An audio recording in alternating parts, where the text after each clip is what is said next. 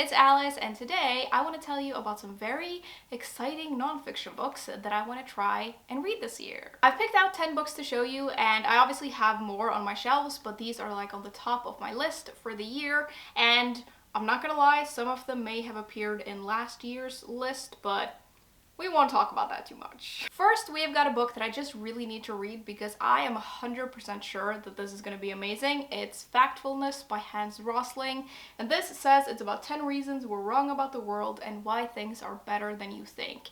And I haven't met a single person who has read this book and not liked it, which is pretty darn amazing. I think this is going to be very eye-opening and sort of challenge my view of the world, which is always fun.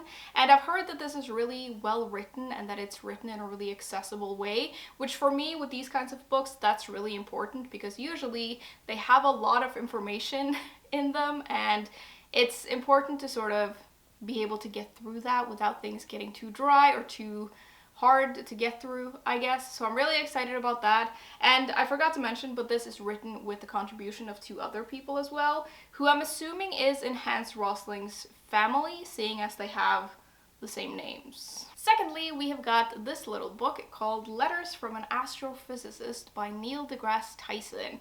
And this is sort of his follow-up to his book Astrophysics for People in a Hurry, which happens to be one of my favorite books.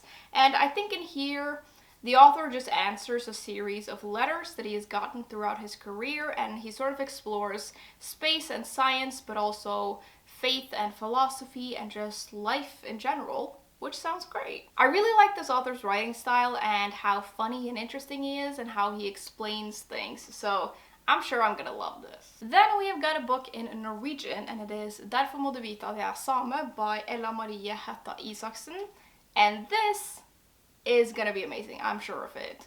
This is the story of the author, who is this singer who participated in this TV program here in Norway, like a contest type thing, and she performed this song that was a traditional Sami type of song. And the Sami people are an indigenous people who inhabit like the northern part of Scandinavia, and they have historically, like a lot of indigenous people, not been treated very well. The book is sort of about her experience of suddenly becoming a spokesperson for her people because she entered this contest and she got a little bit of fame, and she had always been very proud of her heritage, but she realized that not everybody felt that way, and she sort of delves into the history of the Sami people and how they've been treated, specifically in Norway, I think, and it was about how a lot of people are ashamed that they're a part of this indigenous group and that there's a lot of pain in the history there, but that there's also a lot of hope and joy as well. If you want to hear this type of music, by the way, it's really cool. It's called Joik, and you can just YouTube it or like Google it along with her name probably, and you can hear some of her songs, which are fantastic. And I also forgot to mention that this title translates to This Is Why You Need to Know That I Am Sami. Next, we have got All That Remains by Sue Black, and this is a book about death, which is why I got it, because that's something that I like to read about, apparently. The author of this is a professor of anatomy and forensic anthropology, and she spends most of her days with mortal remains, whether they be in her lab or at the site of like a murder scene or a burial site, or there's been a natural disaster. Like, she is everywhere where there are dead people. I think forensic science is just a really interesting field, and one of the reasons that I got this book in particular is that I've heard that it's, of course, you know, there's tragedy in this book, but there's also humor. And some of my favorite books that I've read about death are by the author Caitlin Doughty, and she's also really good at like exploring the topic and having it be respectful, and you know, obviously it is kind of heavy because it's death, but it's also like funny as well. And I feel like if I'm gonna read books about this topic, there needs to be something that like lightens the mood, and so I think this is gonna be great. Apparently it's really exciting as well, but I do love a bit of like humor, like morbid humor in these types of books. Then we've got a book that could maybe be considered a modern classic at this point. It's In the Shadow of Man by Jane Goodall, and I'm sure a lot of you will have heard of this woman. She is a world famous scientific adventurer and primatologist, and she is world famous for her work with chimpanzees.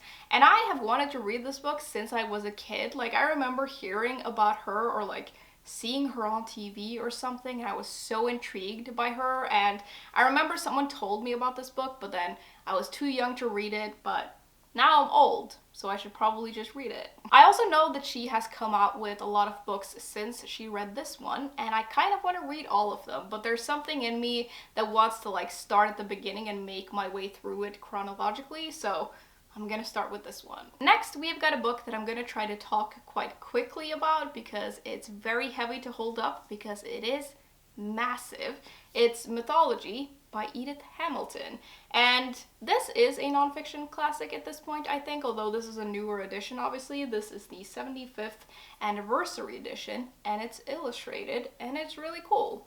I just really want to read this. I've loved mythology, especially Greek mythology, since I was a kid, and I just think it's really fun to read about, especially like Greek and Norse mythology. The gods are so dramatic, and that makes them really fun to read about. I want to show you some of the illustrations. They look like this, and then there are also pages that look like this, which is really cool. This is basically the descendants of Prometheus, so it's like a map of all the people, which is very helpful, especially in Greek mythology. And I feel like when books are designed like this, it makes them more fun to read and more interesting to sort of look at. Then we've got another book that may have been on last year's list as well, but you know, stuff happens, and so I didn't get to it, so here it is again. This is The Story of More by Hope Jahren. And I've read one other book by this author called Lab Girl, and I really, really enjoyed it, and so I really want to read this as well. The author of this is a geobiologist, and this is a book about climate change. And a thing I think is really interesting about this book is that it sort of explores how humans' constant desire to have more and do more is what has led us into the situation we're in now. But Jahren sort of explores how that ability and that desire for more can also get us out of the crisis that we're in, which I think is a really interesting way of looking at it. And I think that reading her perspective on this is going to be very interesting. Next, we have got another book in Norwegian. It's Hvem sa hva by Helene Uri, and this translates to Who Said What, and it's a book about language, and specifically language in the context of how we speak and write about men and women, which is really interesting. I think language in and of itself is a very interesting topic or like theme to read about, but I think it's especially interesting in how language sort of shapes our culture and our society. I feel like I sound insane, but it's really interesting to me for whatever reason. And also, I got this book from a friend of mine last year or the year before, and it's one of my best friends, and I love discussing these kinds of things with her. So I think reading this and then talking to her about it is going to be fantastic. On the back here, we have some examples of this kind of language, like he whines like a girl or he cries like a girl, which is kind of an interesting example because like I am a girl and I almost never cry. And it also says things like he drives like a woman, although I'm translating that very loosely. The word is a derogatory version of the word woman. And things like it's time that he or she mans up, and it's all about that kind of language, which is interesting, no? Lastly, I've got two art books that I really want to get to this year. So we've got What Are You Looking At by Will Gompertz, and this is basically 150 years of modern art in a nutshell, and I really want to read more about modern art, and I want to understand it a little bit better and understand what I'm looking at. And this was actually recommended to me by one of you, and I think it's going to be great, so thank you very much for the recommendation. I think the idea of art and what is not is really interesting, and I feel like with modern art especially, you kind of have to go into it with a little bit of context in order to be able to understand it. And I very often don't understand it, and maybe that's true for like all art, but I feel like with modern art especially, it's important to have a little bit of background, I guess, and I just want to read this to be able to understand more of it and not be dumb. Because I do like looking at art though, the last book that I have is 100 Great Paintings. And this I feel is pretty self-explanatory. It has, 100 great paintings in it, and we get to read a little bit about the history of that painting and the meaning of it and the artist. And I think this focuses mostly on art from the 14th century up until the 20th century. And I just think it's going to be interesting to look at all this stuff and read a little bit about it. Okay everyone, those were all the books that I had to show you today, and I would absolutely love to know what books are on your nonfiction TBR for the year and which book you're most excited about. Do tell me all about it, and as usual, links to my Patreon and other social media will be in the description if you're interested, and I will see you soon. Bye!